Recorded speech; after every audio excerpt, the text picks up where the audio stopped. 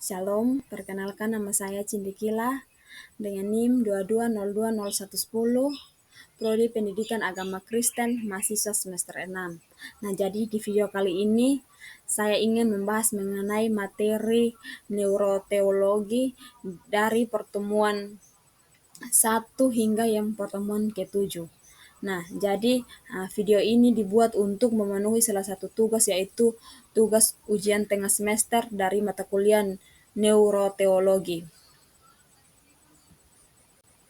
Nah, kita masuk pada pembahasan yang pertama, yaitu pendahuluan. Nah, jadi manusia diciptakan dengan kompleksitas luar biasa, termasuk otak sebagai pusat kendali tubuh. Otak berperan dalam pengalaman religius, moralitas, kasih, dan pemahaman firman Tuhan. Neurologi adalah studi tentang interaksi antara otak dan spiritualitas. Nah, di sini bagian otak yang berperan yaitu yang pertama lobus frontal. Nah, jadi lobus frontal ini berperan yaitu refleksi spiritual dan moralitas. Yang berikut yaitu lobus parietal. Nah, jadi lobus parietal ini berfungsi sebagai pengalaman transendensi. Yang ketiga yaitu sistem limbik. Nah, jadi sistem limbik ini mengelola emosi secara religius, dan yang keempat yaitu hipotalamus dan talamus.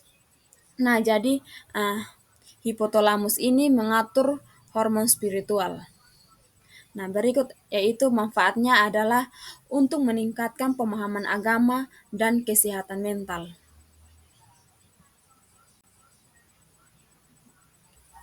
Nah, pembahasannya berikut yaitu tatanan Allah dalam otak manusia.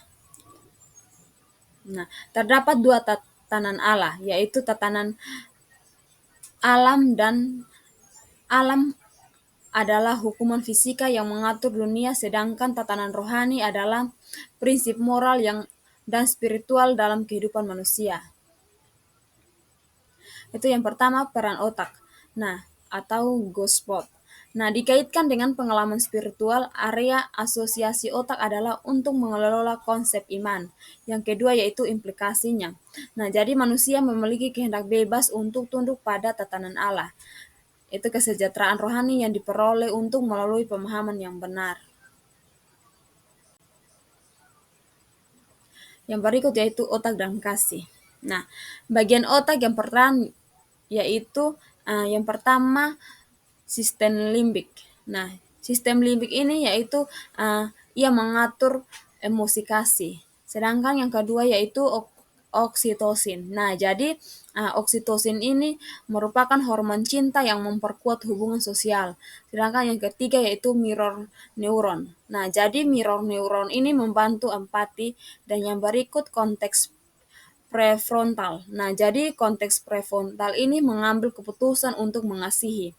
Nah, adapun dampak dari kasih dalam otak yaitu yang pertama, kasih yang terima sejak kecil membentuk otak yang sehat. Nah, yang kedua yaitu kurangnya kasih menyebabkan kesulitan dalam mencintai diri sendiri dan orang lain. Yang berikut yaitu otak dan firman Tuhan.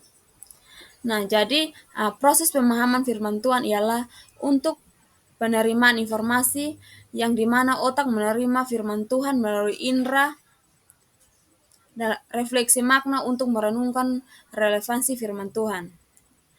Nah, respon dalam tindakannya ialah bagaimana firman Tuhan mendorong perubahan sikap dan menyimpan memori yang berbentuk karakter Kristiani.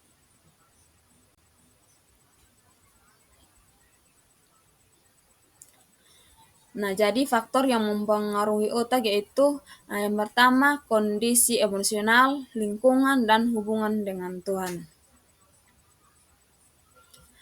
Contoh dalam Alkitab yaitu terdapat dalam Mazmur 2 ayat 1 ayat 2 hingga yang ketiga, yaitu dengan cara merenungkan firman Tuhan siang dan malam. Yang kedua yaitu terdapat dalam Filipi 4 ayat 8, yaitu memikirkan yang benar, mulia, dan adil.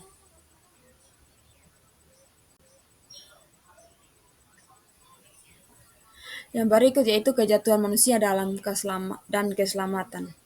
Nah, dampak kejatuhan manusia dalam dosa yaitu yang pertama yaitu aspek spiritual. Nah, jadi kehilangan hubungannya. Dampak dari aspek spiritual itu yaitu kehilangan hubungan dengan Allah. Yang kedua yaitu aspek moral. Nah, aspek moral ini yaitu krisis kebaikan dan sulit mencari Allah. Yang ketiga yaitu aspek sosial. Nah, jadi aspek sosial ini yaitu um, hubungan dengan sesama menjadi terganggu. Yang berikut yaitu janji keselamatan. Nah, dalam Kejadian 3 ayat 15 yaitu membahas mengenai janji penebusan melalui Yesus Kristus. Yang kedua yaitu Kejadian 2 ayat 3 ayat 21 di situ mengatakan bahwa pakaian dari Allah sebagai tanda kasih dan perlindungan. Nah, kita masuk pada bagian kesimpulan atau bagian yang terakhir yaitu hubungan antara otak dan iman keselamatan menunjukkan bahwa manusia diciptakan untuk mencari Tuhan. Dosa juga merusak pikiran manusia, tetapi Yesus Kristus menyediakan jalan keselamatan. Dengan membimbingan Roh Kudus dan firman Tuhan, manusia dapat mengalami transformasi spiritual, ilmu pengetahuan, dan iman dapat berjalan selaras untuk memahami tujuan hidup manusia. Oke, baik, sekian dari materi pertemuan 1 hingga pertemuan yang ke-7. Sekian dan terima kasih. Shalom.